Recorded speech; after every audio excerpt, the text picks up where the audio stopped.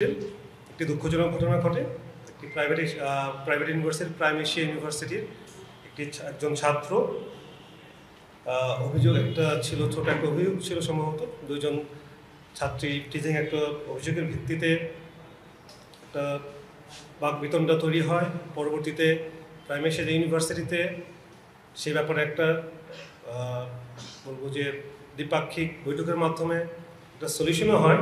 But যখন সে বেরোয় আসছিল,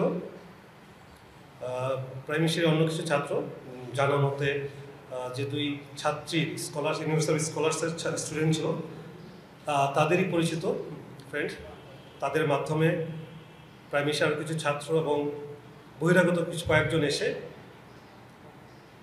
ওই ছাত্র পারভেজ নাম, তার উপরে অতিরিক্ত হামলা করে, মারধর ঘটনা ঘটে এবং ছুরিকাঘাতের কারণে সে মৃত্যুবরণ করে। আপনারা সবাই ফুটেজ এবং বিভিন্ন পর্যায়ে এটা কভার করেছেন, ডিটেল জানেন। আমরা ঘটনাটা দেখার পরেই আমাদের দায়িত্বপূর্ণ এলাকাতে যে CPC-1 কোম্পানি ছিল, কোম্পানি কমান্ডার লেফটেন্যান্ট জাকির এবং স্কট কমান্ডার ছিলেন SNSP সুদূর সাহেব, সাথে সাথেই যে এরিয়াটা আছে ঘটনাস্থল পরিদর্শন করেন, সেখান থেকে তথ্যপত্র সংগ্রহ করেন এবং ইউনিভার্সিটি থেকে কথা বলে ইউনিভার্সিটির যে প্রশাসনিক অথরিটি রয়েছে তাদের কাছ থেকে CCTV ফুটেজ এবং বিভিন্ন তথ্য সংগ্রহ করেন। ঘটনার রহস্য উদ্ঘাটন এবং যারা অভিযুক্ত বা আসামিদের ধরার ক্ষেত্রে র্যাবনের এই অভিযানিক দলটি প্রথম থেকে গ্রাউন্ডে ছিল। শুধুমাত্র তথ্য প্রযুক্তি নয়, গ্রাউন্ডে থেকে তারা যখন খোঁজ নিতে গেল, দেখা গেল যে সাথে সাথেই অনেক যে এজাহারভুক্ত আসামি ছিল তারা ঢাকার বাইরে চলে গিয়েছে। পরিপ্রেক্ষিতে আমরা আমাদের অন্যান্য ব্যাটালিয়ন এবং আমাদের তথ্য প্রযুক্তি গোয়েন্দা কার্যক্রমকে শক্তিশালী করি, যার ফলশ্রুতিতে 20 তারিখের মামলা হয়। তার পরবর্তীতেই আমরা প্রথমেই যে 1 নম্বর আসামি যাকে নিয়ে আজকে আমরা এখানে উপস্থিত হয়েছি, যার বিষয়ে আমরা ব্রিফ করছি,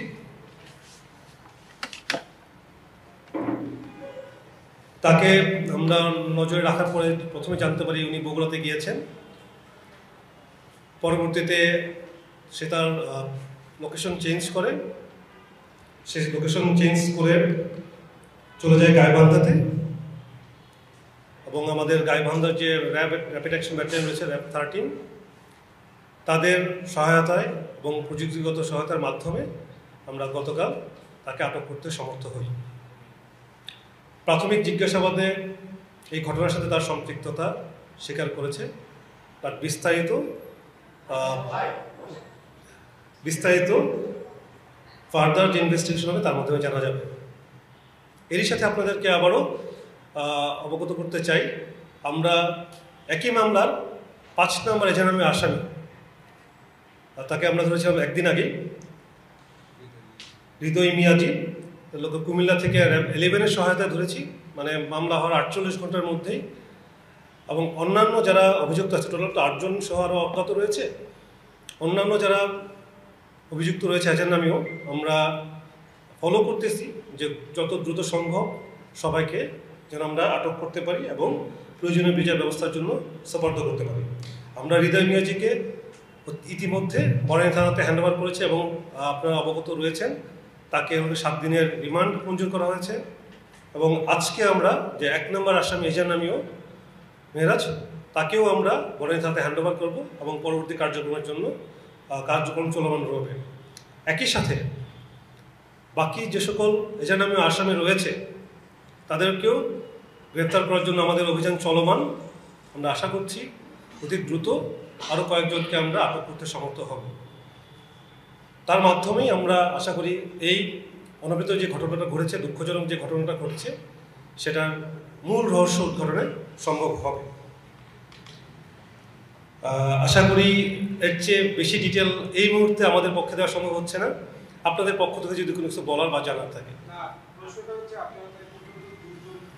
রাইট, আমরা ধরেছি 2 জন, পুলিশ 3 জন নিয়েছে, 1 জন ধরেছে, টোটাল 5 জন। প্রাথমিক জিজ্ঞাসাবাদে আমরা সম্পৃক্ততা কতটুকু আছে আমরা সবাই জানি। এখন তো প্রযুক্তির যুগ, সিসিটিভি ফুটেজ, অন্যান্য ভিডিও, সোশ্যাল মিডিয়াতে অনেক পোস্ট থাকে, তার মাধ্যমে কিন্তু অনেক কিছু জানা যায়। তো প্রথমত যে স্বীকারোক্তিটা যে হ্যাঁ আপনার এই মানে ঘটনার সাথে সম্পৃক্ত বা এই ঘটনা ঘটিয়েছে, বিস্তারিত কিন্তু বাকি আরও তো আছে, কারণ এখানে 1 থেকে 8 জন, এটার নামেও আর অন্যান্য আছে, অজ্ঞাত আছে, বাট 1 থেকে 8-এর মধ্যে 1, 5 এবং পুলিশ সমস্ত 4 ধরেছে। সো থানাতে রয়েছে যেহেতু বাকি 2 জন, আমরা তো ইনিশিয়ালি ধরে আসলে জাস্ট সত্যতাটা নির্ধারণ করে থানাতে হ্যান্ডওভার করছে এই মুহূর্তে।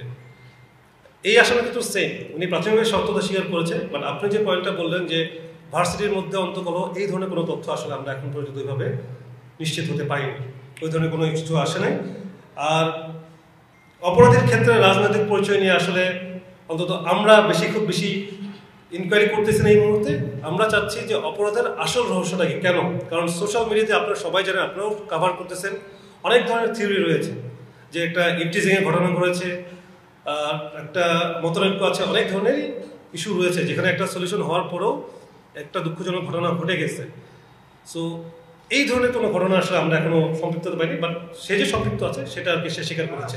প্রাথমিকভাবে হত্যা যে তার যে বন্ধু বান্ধবরা আছে ডাক দিয়েছে যে হ্যাঁ একটা সমস্যা হয়েছে, একজনের সাথে আমাদের প্রবলেম হয়েছে, তাকে হলে আমরা একটু জিজ্ঞাসাবাদ। এখন আপনারা দেখতেছেন এই যে ঢাকা কলেজ, সিটি কলেজে একটা ইগোইস্টিক চ্যালেঞ্জ চলতেছে, একটা সোসাইটিতে সব জায়গাতে কম বেশি চলতেছে, এটাই উনি স্বীকার করতেছে, এর বাইরে কোনো কথা এখন পর্যন্ত উনি স্বীকার করেননি। উনি হলো এটা স্বীকার করতেছেন এখন, বাট ঘটনার সাথে সম্পৃক্ত সেটা হলো স্বীকারোক্তি উনি দিয়েছেন। বাকি আরও কয়েকজন আছে গ্রুপে, আরও কয়েকজন রয়েছে, তাদের সব একসাথে পেলে ক্রস চেক করলে আসলে জিনিসটা সম্পৃক্ত হয়ে যায়। একজন আরেকজনের ঘাড়ে দোষ চাপাচ্ছে, এখন এটা আমি সম্পৃক্ত আমি বলতে পারবো না, আমি এই মুহূর্তে কনক্লুশন টানতে পারবো না। আপনি যে কনক্লুশনটা চাচ্ছেন এই 2 জনকে দিয়ে তো আমি কনক্লুশন টানতে পারবো না, এখানে আরও কয়েকজন রয়েছে যারা এই সেই সাথে সম্পৃক্ত। সো যখন তাদেরকে ক্রস চেক করা হবে তখনই আসলে আমরা কনক্লুশনটা বলতে পারবো। আমরা ইউনিভার্সিটি তথ্য কালেক্ট করেছি, একটা বিজ্ঞ আদালত থেকে একটা নোটিশ আমরা দেখেছি যে তাদেরকে হাজির করার ব্যাপারে অলরেডি আমাদের কার্যক্রম শুরু হয়েছে। আমি যে প্রথমেই বললাম যে ঘটনা ঘটার পরবর্তীর সাথে সাথেই সবাই আমাকে মোবাইল বন্ধ করে গা ঢাকা দেয় কয়েকদিনের জন্য, যার ফলশ্রুতিতে একটু সময় লাগে। তাদেরকেও আমরা অলরেডি অনেক কিছু আমরা এগিয়েছি। আমি বলবো যে যত বেশি তথ্য দেওয়া হয় আসলে তত কষ্ট হয়েছে অপরাধীদেরকে ধরা পাবলিকলি। আমরা চেষ্টা করতেছি, এজন্য আমরা যে কজন আছে এখান থেকে আরও কিছু নতুন লিড পাচ্ছি আমরা। একই সাথে যে 2 জনের কথা জিজ্ঞেস করলেন 2 ছাত্রে, তাদের ব্যাপারেও আমাদের তথ্য রয়েছে। আমরা চেষ্টা করতেছি অনেক দ্রুত তাদেরকে ধরার জন্য এবং আদালতের নির্দেশ অনুযায়ী কার্যক্রম করার জন্য।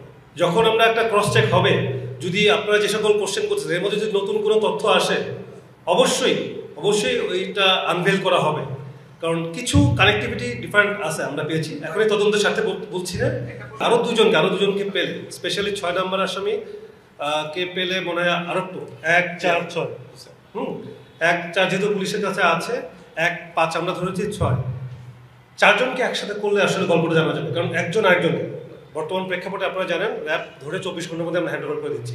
সো আমরা যে একটা ক্রস চেক করবো সেই চ্যালেঞ্জটা কিন্তু আমাদের মধ্যে রয়ে গিয়েছে। সো থানাতে বাকি ইনভেস্টিগেশন হচ্ছে, বনানী থানা এটা বেটার বলতে পারবে সত্যি কথা বলতে, কারণ সকল আসামি এবং রিমান্ডের যারা নেওয়া হয়েছে সবাই কিন্তু বনানী থানাতে রয়েছে, ওনারা বেটার বলতে পারবে। বাট আমরা আমাদের তথ্য প্রযুক্তির মাধ্যমে এবং গোয়েন্দা তথ্যের মাধ্যমে কিছু কানেক্টিভিটি তৈরি করেছি। আর 2 জনকে পেলে এটা একটা ফুল পিকচার পাবো, তখন আসলে আমরা একটা ফাইনাল একটা ফিডব্যাক দিব ইনশাআল্লাহ। কয়েকটা পরিবার থেকে আসলে এরকম, বিশেষ করে যারা বহিরাগত ছিল, 3 জন ছিল বহিরাগত, তাদের ব্যাপারে আসলে পরিবাররা খুব বেশি পজিটিভ আমাদের সাথে মানে ফিডব্যাক দিচ্ছে না বা রেসপন্স এরকম নাই। বাকি তো 5 জন হলো প্রাইমারি ইউনিভার্সিটির স্টুডেন্ট, বাকি 3 জন কিন্তু বহিরাগত ইউনিভার্সিটির স্টুডেন্ট না।